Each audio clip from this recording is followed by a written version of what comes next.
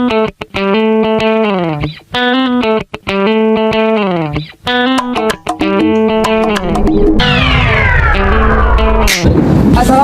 warahmatullahi wabarakatuh. Om Swastiastu, salam kebajikan untuk kita semua. Perkenalkan, nama saya Resna Melawati dengan NPM 2020145 dan 20031. Saya Adit Prasetyo dengan NPM 2020-14-5044. Dan saya dengan Wilda Susanti dengan NPM 2020-145-108. Kami dari kelompok 6 pada mata kuliah evaluasi pembelajaran di kelas S6A Pendidikan Ekonomi Ekstensi. Pada mata kuliah ini dan pada video kali ini kami akan membahas mengenai tes uraian. Nah, teman-teman sekalian, tonton videonya sampai selesai, oke?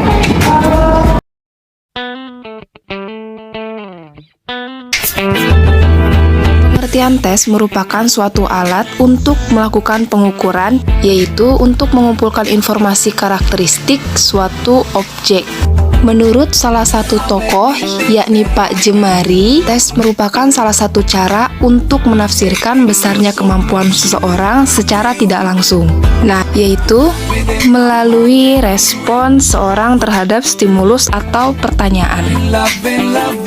Dapat diartikan bahwa tes sebagai sejumlah pertanyaan yang harus diberikan tanggapan dengan tujuan untuk mengukur tingkat kemampuan seseorang atau mengungkap aspek tertentu dari seseorang yang dikenai tes.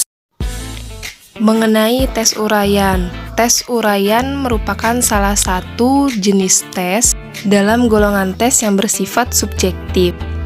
Nah, dalam artian subjektif di sini adalah jadi tes ini memuat untuk mendapatkan jawaban sebuah informasi nyata yang ditambahkan oleh opini atau pendapat si penjawab dari apa yang telah dilihatnya, didengarnya, atau dirasakannya, baik apa yang telah ia pelajari sendiri dan atau dari pengalaman orang di sekitarnya.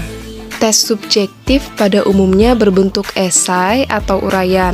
Tes berbentuk esai adalah sejenis tes kemajuan belajar yang memerlukan jawaban yang bersifat pembahasan atau uraian kata-kata.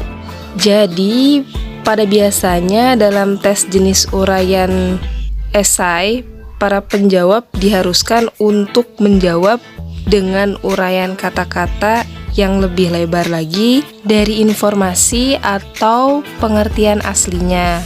Masih sesuai dengan pembahasan, namun biasanya lebih diperbanyak lagi kata-katanya. Pada ciri-ciri pertanyaan esai biasanya didahului dengan kata-kata seperti uraikan. Contohnya, uraikan makna dari evaluasi yang kalian ketahui, lalu ada jelaskan. Contohnya, jelaskan apa yang dimaksud dengan pembelajaran.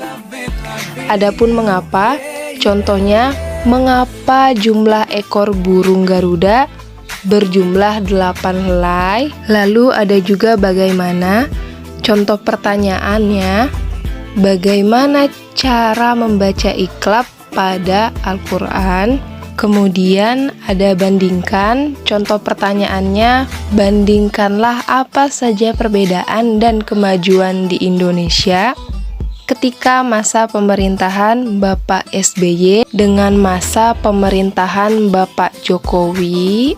Dalam ciri-ciri bandingkanlah pada biasanya soal mengacu pada perbandingan antara satu hal dengan hal lainnya mengenai suatu hal tertentu seperti mengenai keadaan atau kejadian yang terjadi, yang dimana pada akhirnya dapat disimpulkan terdapat atau tidaknya perbedaan dalam hal satu dengan hal lainnya yang sudah dibandingkan. Lalu yang terakhir ada simpulkan. Contoh pertanyaannya, melalui paragraf di atas, maka simpulkanlah apa isi pokok dalam paragraf tersebut. Biasanya pada ciri-ciri soal seperti ini sering kita temui pada jenis pertanyaan yang terdapat cerita di atasnya. Adapun ciri-ciri lainnya, pada biasanya jumlah butir soal dalam tes uraian tidak banyak, hanya sekitar 5-10 butir. dan dalam waktu pengerjaan kira-kira 90-120 menit. Soal-soal bentuk uraian ini menuntut kemampuan peserta tes untuk dapat mengorganisir, menginterpretasi, serta menghubungkan pengertian-pengertian yang dimilikinya. Secara singkat, dapat dikatakan bahwa tes uraian menuntut peserta didik atau si penjawab untuk dapat mengingat-ingat dan mengenal kembali apa yang ia ketahui. Dalam menjawab tes uraian dapat dikatakan juga bahwa peserta harus mempunyai daya kreativitas yang tinggi untuk menjawabnya.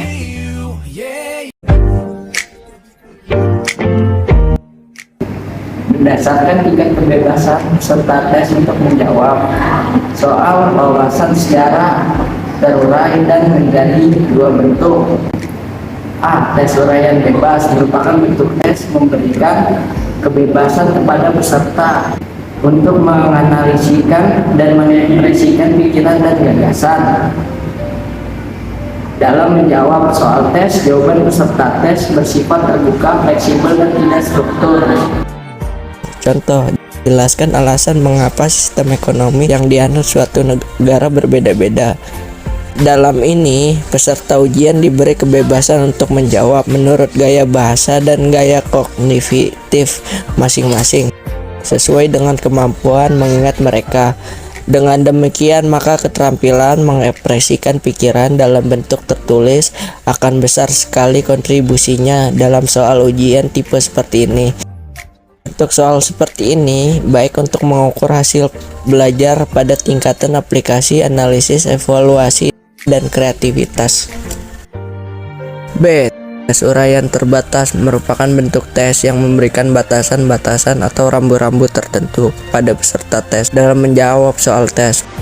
Batasan tersebut mencakup format, isi, dan ruang lingkup jawaban. Walaupun kalimat jawaban peserta didik beraneka ragam, tetap harus ada pokok-pokok penting yang terdapat dalam sistematika. Jawabannya sesuai dengan batasan-batasan yang telah ditentukan dan dikehendaki dalam soalnya.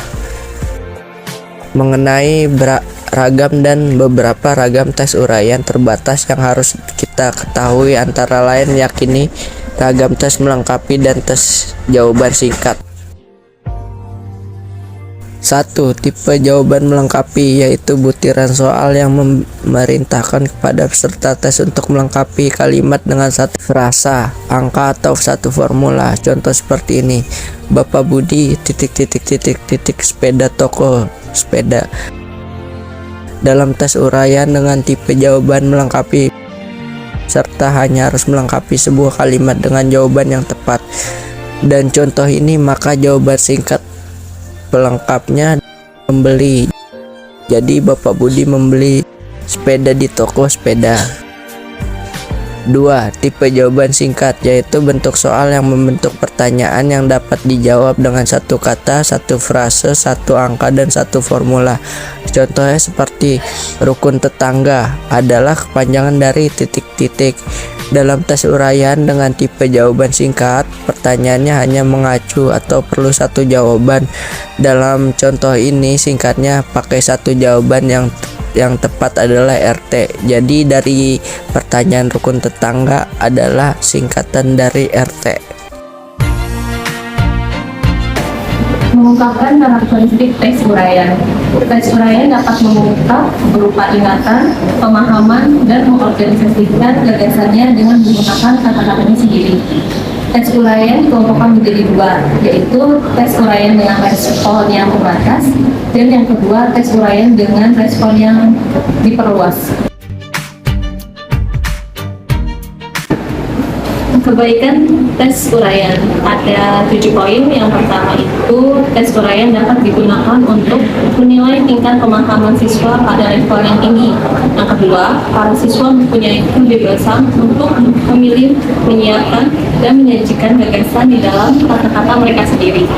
Ketiga, tes uraian dapat menunjukkan kebaikan siswa dalam mengorganisir pemikiran, pendukungan, pandangan, dan menciptakan gagasan, metode, dan solusi. Yang keempat, kompleksitas pertanyaan tes uraian. dan komunitas berpikir yang diharapkan dari siswa dapat disesuaikan dengan umur siswa, kemampuan siswa, dan pengalaman siswa. Yang kelima yaitu guru dapat memahami situasi dalam membuat jawaban dan tidak hanya memilih jawaban yang terbaik dari alternatif pilihan yang ditetapkan seperti pada tes pilihan ganda.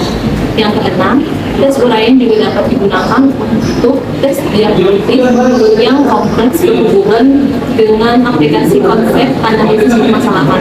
Dan yang terakhir yaitu yang ketujuh, dalam waktu yang singkat dapat menyusun tes uraian.